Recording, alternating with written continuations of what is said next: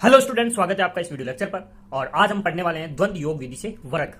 द्वंद्व योग विधि से वर्ग कैसे ज्ञात किया जाता है ये हम इस वीडियो में जानेंगे। तो अंत तक इस वीडियो के साथ बने रहिए और आप इस द्वंद्व योग विधि को पूर्णतया समझ लेंगे। ठीक है, तो सबसे पहले हम समझते हैं द्वंद्व योग क्या होता है। तो द्वंद्व योग का अर्थ होता है जैसे कि आपको एक अंक का द्वंद्व करना है, एक अंक का द्वंद्व योग करना है।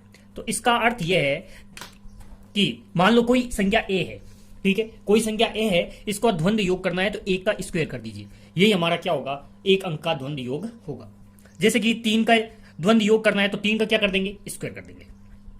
ठीक है, अगली चीज आती है दो अंकों का द्वंद्व योग। दो अंकों का द्वंद्व योग, मान लो ए और बी दो अंक है, ए और बी दो अंक है, इन दोनों अंकों का द्वंद्व योग करना है तो क्या करेंगे, इन दोनों का गुणा कर दो, इन दोनों का गुणा और इनटू में क्या लगा देंगे, 2 लगा देंगे।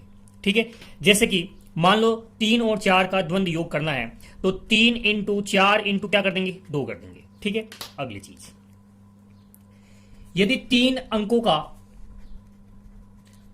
का द्वंद्व योग करना हो तो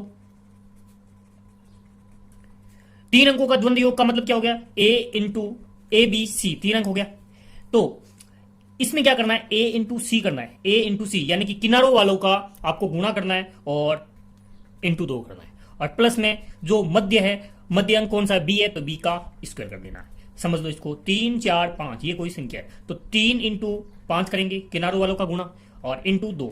जब भी आपको 2 अंकों का द्वंद्व करना हो तो इंटू 2 तो आपको सबने करना है, समझ गए।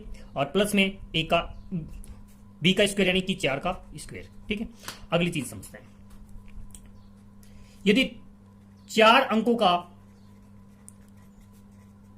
द्वंद्व योग करना हो तो क्या करेंगे, जैसे कि ए बी सी डी ये आपके 4 अंक है तो क्या करेंगे, ए इंटू डी किनारों वालों का गुणा इंटू 2 और प्लस में बी इंटू सी इंटू 2।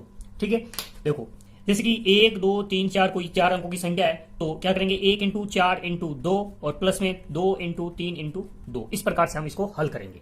ठीक है, अगली चीज आती है आपके सामने, यदि 5 अंक हो, 5 अंकों का द्वंद्व योग करना हो तो कैसे करेंगे, 5 अंकों का द्वंद्व योग करना हो तो कैसे करेंगे, तो जैसे कि ए बी सी डी और ई ये है तो क्या करेंगे, ए इंटू ई और इंटू 2 प्लस में B into D into 2 plus C का स्क्वायर। इस प्रकार से हम करेंगे। ठीक है, आपको समझ में आया होगा। अब आगे इसके कुछ एग्जाम्पल लेते हैं जिससे आपको और ज्यादा समझ में आएगा।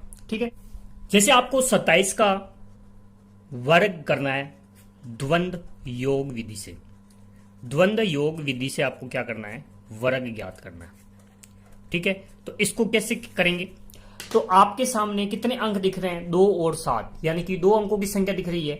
तो इसको पहले क्या करेंगे, इसको लिखने का तरीका है 2 7 और 7 यानी कि इसको टुकड़ों में तोड़ना पड़ेगा। पहले 1 अंक आएगा, फिर 2 अंक आएगा, फिर जैसे 2 अंकों की संख्या तो बीच में 2 अंकों की संख्या, फिर साइडों में 1 अंक की संख्या आएगी। इस प्रकार से आपको करना है।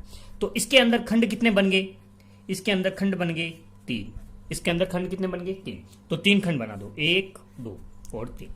ठीक है, और 1 अंक का द्वंद्व योग करना है तो 1 अंक का द्वंद्व योग अभी मैंने सिखाया था। 1 अंक का द्वंद्व योग का मतलब क्या हो गया, 2 का स्क्वायर। 2 अंकों का द्वंद्व का योग कितना मतलब हो गया, 2 गुणा 7 गुणा 2 और 1 अंक का द्वंद्व का मतलब क्या हो गया, उस संख्या का वर्ग। ठीक है, अब देखो 2 का स्क्वायर का मतलब क्या हो गया, 4 हो गया। 2 इंटू 7, 7 दूनी 14, 14 दूनी 28 और 7 का स्क्वायर कितना हो गया, 49। ठीक है, अब देखो ध्यान से देखना इसको। अब हमें इस विधि के अंदर प्रत्येक खंड के अंदर 1 अंक चाहिए, प्रत्येक खंड के अंदर 1 अंक। तो इस 1 को मैं उत्तर के रूप में लिख देता हूं, बच्चा जो है उसको अगले खंड के अंदर प्लस करना है। ठीक है, इसको हमने प्लस कर देते हैं। 28 और 4 कितने हो गए, 32 हो गए। अब इस 32 का 2 तो हम आंसर के रूप में लिख देंगे और जो बच रहा है उसको अगले खंड में लिख देंगे। तो प्लस में 3 कितना हो गया, 7, तो ये हो गया 729। ये हमारा क्या हो जाएगा, 27 का वर्ग हो गया। ठीक है, कौन सी विधि से, द्वंद्व योग विधि से। एक और एग्जाम्पल लेते हैं। एग्जाम्पल है आपके सामने 362 का स्क्वायर करना है। कौन सी विधि से? द्वंद्व योग विधि से। ठीक है, अब देखो यहां 2 अंक थे, यहां 3 अंक है, तो सबसे पहले क्या करेंगे, इनको टुकड़ों में तोड़ेंगे। पहले 1 अंक आएगा, 3 आ गया, फिर 2 अंक आएगा, 3 और 6 यानी कि 36 आ गया, फिर कितना आ गया, 3 6 2, 3 अंकों की संख्या आ गई, फिर वापस 2 अंकों की संख्या 6 और 2, और फिर 1 अंक। ठीक है, अब इसके अंदर खंड कितने बनेंगे, इनको सारों को जोड़ दो, 1 2 3 4 5, यानी कि टोटल 3 अंकों वाली संख्या के अंदर खंड कितने बनने वाले हैं, 5 खंड बनने वाले हैं। तो हम इसमें 5 खंड बना देते हैं। तो पहला खंड, दूसरा खंड, तीसरा खंड और चौथा, और ये हो गया 5वां। ठीक है, अब इसको करते हैं हल। पहले इस 3 एक अंक की संख्या है, तो यानी कि 3 का क्या करेंगे, द्वंद्व। तो 3 एक अंक की संख्या है, तो एक अंक के द्वंद्व के लिए क्या करते हैं, उस संख्या का वर्ग करते हैं। तो 3 का क्या कर देंगे, वर्ग कर देंगे। यहां 3 और 6 2 अंक है, तो क्या करेंगे, इन दोनों संख्याओं का गुणा और इनटू क्या करेंगे, 2 करेंगे। ठीक है, 3 अंकों की संख्या है, तो किनारों वालों का गुणा, किनारों वालों का गुणा, किनारे में कौन है, 3 और 2 है, 3 और 2 को गुणा, और इनटू में क्या करना है, 2 करना है, और प्लस में मध्य में जो है, बीच में जो अंक है उसका क्या करना है, वर्ग करेंगे। ठीक है, अब 2 अंकों की संख्या है, तो इन दोनों का गुणा और इनटू क्या करेंगे, 2 करेंगे, और एक अंक की संख्या का द्वंद्व क्या होता है, उस संख्या का वर्ग होता है, तो 2 का स्क्वायर। ठीक है, अब देखो 3 का स्क्वायर यानी कि 9, 3 इंटू 6 6 18, 18 और 2 18 दूनी 36। ठीक है, 3 इंटू 2 और इंटू 2 यानी कि 4 3 12, और प्लस में 6 दूनी 6 का स्क्वायर कितना हो गया, 36 हो गया। 6 का स्क्वायर यानी 36, और ये हो गया 6 इंटू 2 12 12 दूनी 24, और ये हो गया 4। ठीक है, अब देखो इसको आगे और हल करते हैं। अब देखो इसको 9 का 9, 36 का 36, और इसको जोड़ देते हैं तो होता है 48। ठीक है, ये हो गया 24, और ये 4। अब देखो प्रत्येक खंड के अंदर हमें एक अंक को लेना है, प्रत्येक खंड के अंदर एक अंक को लेना है, तो इसका एक अंक मैंने उत्तर के रूप में लिख दिया। ठीक है, इसका एक अंक उत्तर के रूप में लिख दिया, और जो बच रहा है उसको क्या करेंगे, प्लस के रूप में अगले खंड के अंदर भेजेंगे, तो ये हो जाएगा +2, यानी कि कितना हो जाएगा, 50। 50 का जो 0 है उसको हम आंसर के रूप में लिखेंगे, और जो बच रहा है उसको क्या करेंगे, अगले खंड के अंदर भेज देंगे, तो ये हो जाएगा +5, यानी कि कितना हो जाएगा, 41। 41 का जो 1 है वो उत्तर के रूप में, और जो 4 है वो अगले खंड के रूप में, प्लस के रूप में लिख देंगे, तो 9 और 4 कितना हो जाएगा, 13 हो जाएगा। तो हमारा उत्तर कितना हो जाएगा,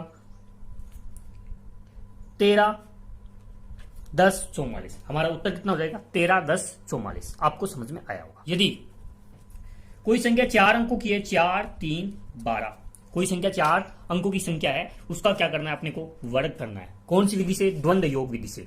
द्वंद्व योग विधि से तो पहले इसके टुकड़े करेंगे, क्या आएगा, पहले 4 आएगा, फिर कितना आएगा, 2 अंकों की संख्या 4 और 3 लिख दो, फिर कितना आएगा, 3 अंकों की संख्या 4 3 1, फिर कितना आएगा, 4 अंकों की संख्या 4 3 1 2।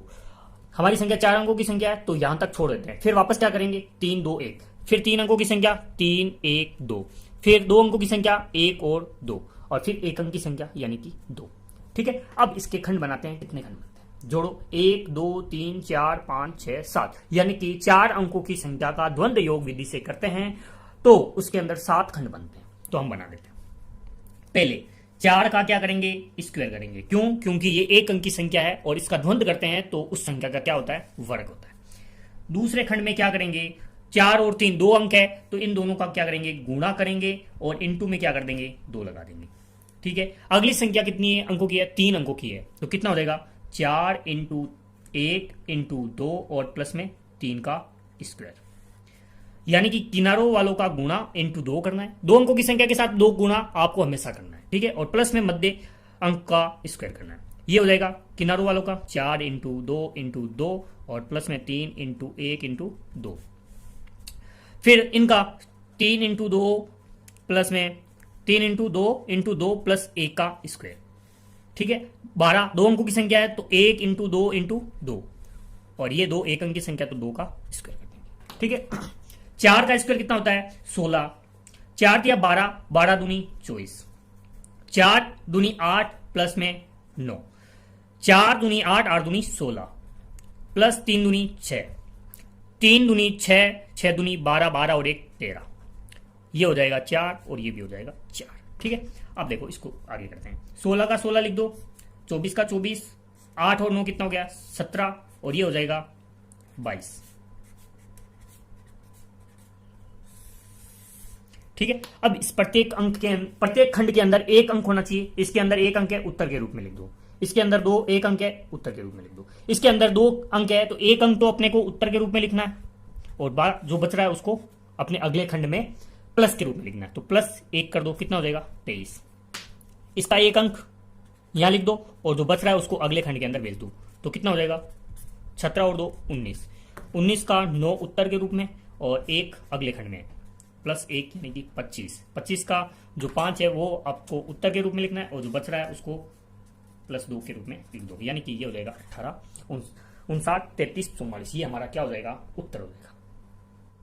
वीडियो के बारे में कमेंट करके जरूर बताएं। साथ ही वीडियो अच्छा लगा है तो इस वीडियो को लाइक जरूर करें, शेयर जरूर करें और जिसने अभी तक इस चैनल को सब्सक्राइब नहीं किया है वो इस चैनल को सब्सक्राइब जरूर कर दीजिए। धन्यवाद दोस्तों, आज के लिए बस इतना ही।